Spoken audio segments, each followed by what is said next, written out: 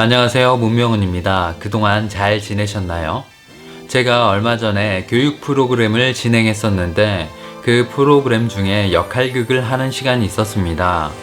저녁 먹으면서 같은 테이블에 있는 학생들에게 우리는 누구나 일상에서 연극을 하면서 사는 건 아닐까? 라는 질문을 했더니 어떤 학생이 페르소나 이야기를 하더군요. 페르소나는 고대 그리스 연극에서 사용되었던 가면을 의미합니다. 그 학생이 하려고 했던 이야기는 우리는 누구나 가면을 쓰고 그 상황에 맞는 역할을 연기하면서 산다는 것이었죠. 저도 다양한 형태의 가면을 쓰고 살아갑니다. 얼마 전에 자유와 관련된 이야기를 하면서 자신의 정체성을 실현하지 못할 때 자유롭지 않다고 느낀다고 말했었죠. 그때 예시로 제가 가지고 있는 강사로서의 정체성을 말했었는데요. 저는 학생들 앞에선 강사로서의 역할을 갖고 있지만 부모님 앞에서는 자녀로서의 역할을 갖고 있습니다. 동창들과 함께 있을 땐 친구로서의 역할을 갖고 있죠. 저는 각각의 상황에서 다른 방식으로 행동하는데요. 오늘 우리가 함께 볼 사회학자 어빈 고프만은 개인의 자아가 이런 각각의 상황에서 만들어지는 사회적 구성물이라고 이야기합니다. 일반적으로 사회는 거대한 집단이나 공동체를 포괄하는 추상적인 개념인데요. 어빈 고프만은 거대한 추상 개념으로서의 사회를 버리고 일상의 사회학을 추구한 학자입니다.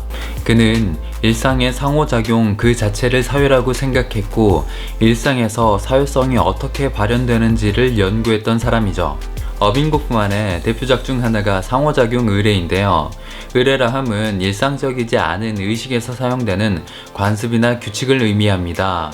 사회학자 뒤르켐은 종교의식에서 사용된 의례를 연구했던 사람인데 종교 의례는 도덕적인 사고방식과 질서를 유지해주는 상징적인 의미와 역할을 갖습니다. 어빈 고프만은 일상에서도 그런 의례가 나타난다고 주장했는데요. 일상의 상호작용 속에서도 도덕적인 사고와 질서를 유지시켜주는 행위 규칙이 있다고 말한 겁니다. 어빈 고프만은 일상적인 상호작용을 연극에 비유합니다. 개인은 각각 상황에 맞는 가면을 쓰고 특정한 역할을 연기하죠. 앞에서 강사로서, 자녀로서, 친구로서의 역할을 이야기했었는데 저는 각각의 상황에서 전혀 다른 방식으로 행동합니다. 친구들 앞에서 학생들에게 하는 것처럼 강의를 한다면 앞으로 얼굴 보기 힘들어질 겁니다. 상호작용을 하는 개인들은 모두 그 상황에 관련된 상황 이해를 갖고 있습니다. 적절한 상황 이해를 갖는 것이 좋은 상호작용으로 이어지게 되죠. 저는 수업을 하면서 제가 학생들에게 도움이 될 만한 좋은 강의를 해야 할 책임이 있고 학생들은 제 수업에 집중하고 참여할 의무가 있다고 생각합니다.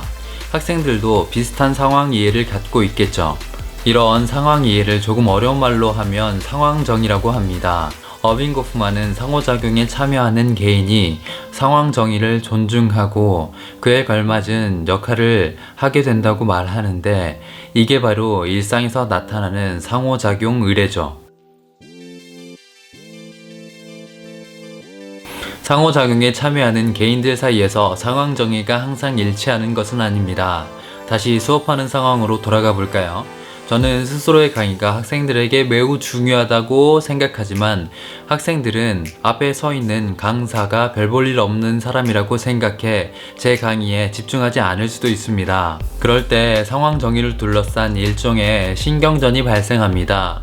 저는 제가 매우 똑똑하고 뛰어난 강사라는 인상을 주려고 노력할 테고 학생들은 본인들이 그리 만만한 학생이 아니라는 걸 보여주려고 할 테죠. 상황 정의를 둘러싸고 크게 두 가지가 중요한데 하나는 내가 상대를 어떻게 대할 것인가 하는 문제이고 다른 하나는 내가 상대에게 어떤 대우를 받아야 할 사람인지를 끊임없이 알리는 겁니다. 실제로는 그렇지 않더라도 은연중에 저는 강의를 하면서 제가 매우 똑똑하고 뛰어난 사람인 것처럼 행동합니다. 강사에 대한 존중을 요구하는 거죠. 이렇게 상황 정의에는 합당한 방식으로 자신을 대우하라는 도덕적인 요구가 담겨 있습니다.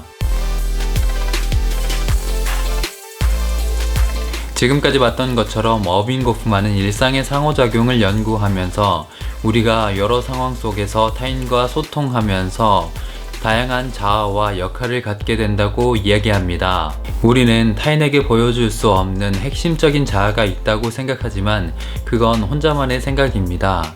어빙 거프만의 생각을 따라가다 보면 우리는 일상의 다양한 상황에서 여러 가지 배역을 맡고 각기 맥락에 어울리는 자아를 연출합니다. 우리가 자아라고 부르는 것은 이렇게 연출되고 공연된 결과물이죠.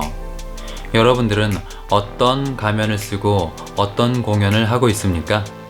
지금까지 사회학자 어빙 고프만의 이야기였습니다. 다음 시간에 만나요.